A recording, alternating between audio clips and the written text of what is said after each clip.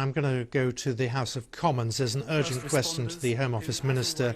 This is about accommodation for asylum seekers during the COVID-19 outbreak. Let's hear them. Very sadly, seriously wounded. The suspect has been named as Badruddin Abdullah Adam, a 28-year-old asylum seeker originally from Sudan.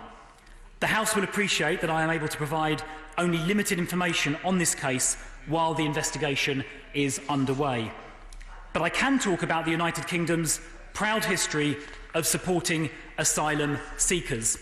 Last year, the United Kingdom made 20,000 grants of protection or asylum, one of the highest numbers of any country in Europe, and we welcomed over 3,000 unaccompanied asylum-seeking children, the highest number of any country in Europe. Indeed, it made up 20% of Europe's UASC intake.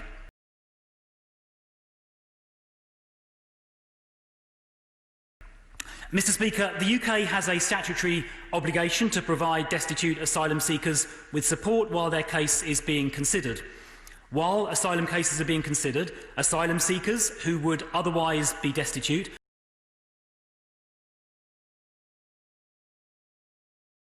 are provided with free accommodation, the utilities are paid for, council tax is paid for, free healthcare on the NHS is available, free education is available for those with children, and there is a cash allowance to cover other essential living needs, recently increased by 5%, considerably more than inflation.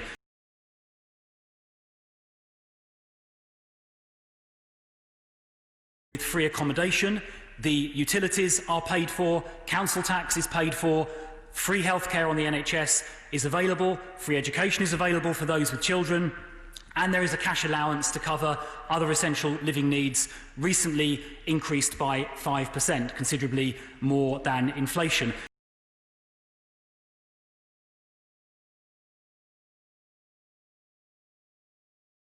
The package needs to be viewed as a whole. During the coronavirus pandemic, we have stepped up the help available to go beyond those statutory requirements which I have just laid out. We have paused the usual practice of asking people to move on from supported accommodation when their asylum claim is decided, either positively or negatively, so they can remain in supported asylum accommodation.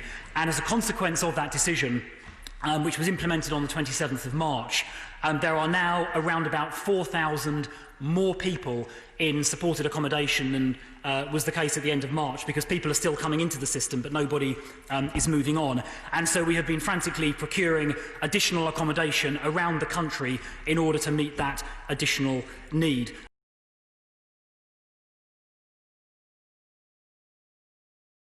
The circumstances in Glasgow are slightly different, but I suspect we'll come on to the specifics of Glasgow, so I'll answer those questions, I'm sure, in due course. But that is the principal measure, Mr. Speaker, we've taken to ensure that people seeking asylum have been looked after and protected during the coronavirus epidemic.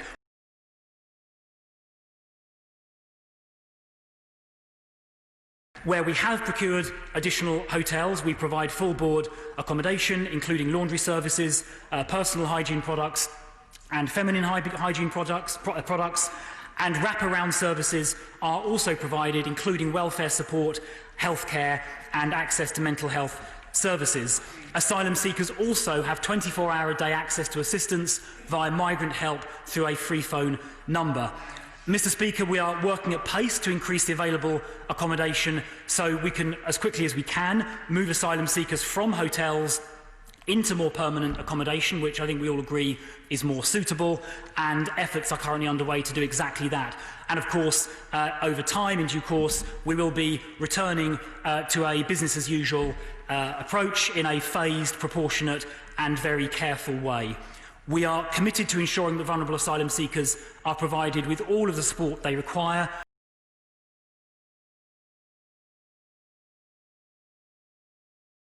As our nation has been battling coronavirus, we will continue, and we have continued, to look after asylum seekers, and we will continue to drive forward the reforms required to support those asylum seekers who are in genuine need. I commend this statement to the House.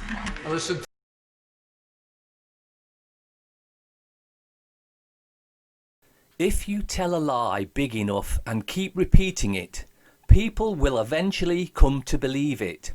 The lie can be maintained only for such time as the state can shield the people from the political, economic and/or military consequences of the lie. It thus becomes vitally important for the state to use all of its powers to repress dissent.